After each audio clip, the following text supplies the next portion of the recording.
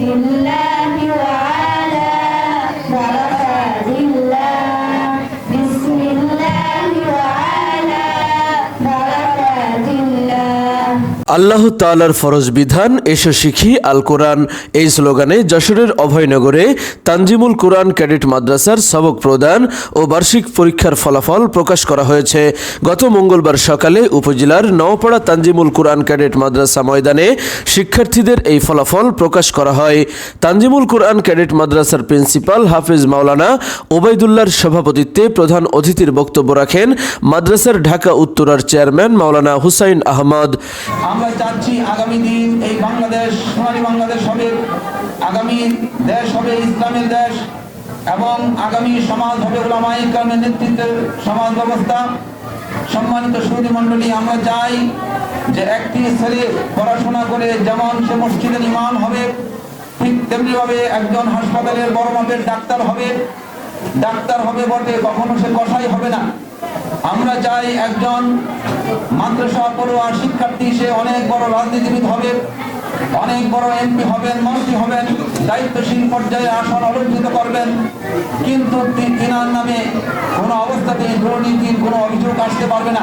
এ সময় বিশেষ অতিথির বক্তব্য রাখেন মাদ্রাসার ঢাকা উত্তরার পরিদর্শক মাওলানা সুলাইমান হোসেন নোমান, নওপাড়া প্রেস ক্লাবের সাধারণ সম্পাদক মফিজুর রহমান দপ্তরি। এই যে দিনী শিক্ষা প্রতিষ্ঠান, এই প্রতিষ্ঠানে আমারও সন্তান আছে শিক্ষার্থী এখানে। আমরা যারা অভিভাবক, আমরা যে হাদিসটি আমি সেটি বলি, প্রত্যেকটি মুসলমান যারা মুসলিম উম্মার পরে জন্মগ্রহণ করেছে তাদের প্রত্যেকের উপর কিন্তু ফরজ করা হয়েছে এই জ্ঞান, ইসলামের জ্ঞান। তাহলে যে সন্তানটি জন্মগ্রহণ করল সে সন্তানটি জানে কোথায় ইসলামিক জ্ঞান আছে, এই ফরজটা আলটিমেটলি অভিভাবকের পরিচয় করল। সুতরাং অভিভাবক যদি কিনা তার সন্তানকে সেই জায়গা খুঁজে শিক্ষা গ্রহণ করার সুযোগ করে না দেয়, তাহলে ওর দায়ী কিন্তু সন্তান নয়, দায়ী কিন্তু আমরা অভিভাবক। এছাড়াও বক্তব্য রাখেন বিশিষ্ট রাজনীতিবিদ ও সমাজসেবক আসাদুজ্জামান জনি। আমার একটি উদ্দেশ্য ছিল, কেন আমি এত অল্প বয়সে পলিটিক্সে আসলাম।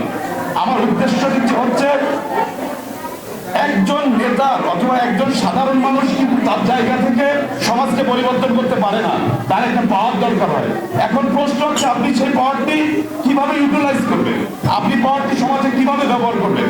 আমি আমার যে রাজনৈতিক দল বাংলাদেশ জাতীয়তাবাদী দল বিএনপি, আমি দেখেছি আমার দলের ভেতরও বিভিন্ন বড় বড় রাজনৈতিক দলের ভেতর কিন্তু হাতের 5টি আঙ্গুল যেমন সমান হয় না, আমাদের মধ্যে কিন্তু ভালো মন্দ মানুষ আছে। এজন্য আমি একটি কথা বলি, আমি কিন্তু যে দলের আদর্শে আদর্শিত, আমি কিন্তু সেই দলের বিশেষ করে সারা বাংলাদেশের অন্যায়গুলো আমার দ্বারা সম্ভব না।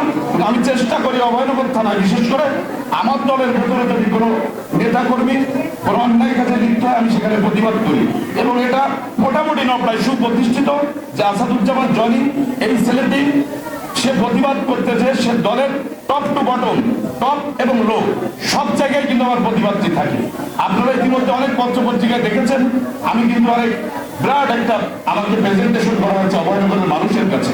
আমি সন্ত্রাসী, আমি চাঁদাবাজ, আমি দুর্নীতিবাজ, আমার জন্য নওপাড়ার ইম্পোর্টার ব্যবসায়ীরা নওপাড়া ছেড়ে চলে যাচ্ছে আমার আতঙ্কে। আমি আজকে আপনাদের বলে যাই, যারা এখানে অভিভাবক বৃন্দ আছেন এবং আমার আশপাশে যারা আছেন, আমি আমার বিবেকের মানদণ্ডে আমি সঠিক আছি।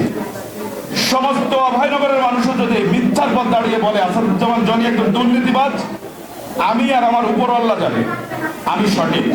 আমার দলের সমস্ত নেতাকর্মী যদি বলে, আশপাশের যত মানুষ আছে, আমি যদি এই লড়াই যদি বুঝি যে সমস্ত মানুষ এক সাইডে, আমি আমার জায়গায় সৎ এবং আমার ভেতর যথেষ্ট সততা নিয়ে আমি কাজ করার চেষ্টা করছি, আমি তার প্রতিবাদ করে যাব আমার জায়গা থেকে। এছাড়াও বক্তব্য রাখেন নওপাড়া পৌর জামায়াত ইসলামের সেক্রেটারি মাওলানা ওয়ালিউল্লাহ বরকতি।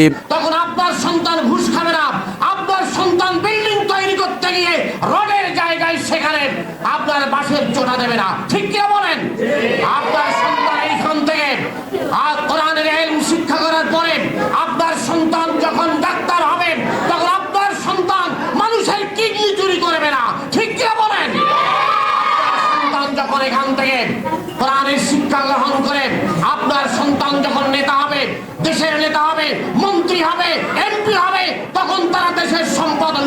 করবে না, ঠিক কিনা বলেন? এ সময় বক্তব্য রাখেন মাওলানা আব্দুল মালেক, মাওলানা আবুল হাসান, মাওলানা মঈনুদ্দিন ফারাজি, আলহাজ মোহাম্মদ নুরুল আমিন, ইসলামিক ফাউন্ডেশন নওয়াপাড়ার পরিচালক মঈনুল ইসলাম, আন্তর্জাতিক কারি মোহাম্মদ আবদুল্লাহ, রুটাডিয়ান সর্দার আজিজুর রহমান সহ অন্যান্যরা। তাওহিদ হাসান, খবর অভয়নগর।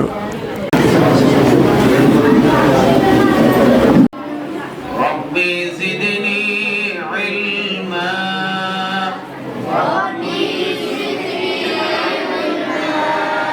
اهدنا الصراط المستقيم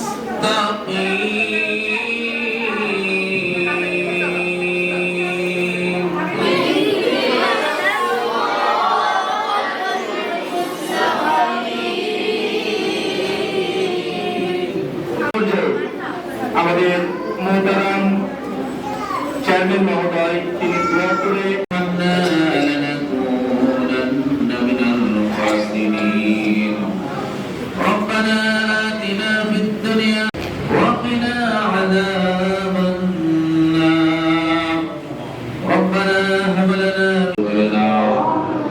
আপনি কি বিশেষজ্ঞ কার্ডিওলজি ডাক্তার দ্বারা ইকোকার্ডিওগ্রাফি করে রোগ নির্ণয় করতে চান? তাহলে আজই আসুন ইউনিক ডায়াগনস্টিক অ্যান্ড কনসালটেশন সেন্টারে। এখানে প্রতি বৃহস্পতিবার ইকোকার্ডিওগ্রাফি করে চিকিৎসা সেবা প্রদান করছেন কার্ডিওলজি বিশেষজ্ঞ ডাক্তার হিমেল সাহা।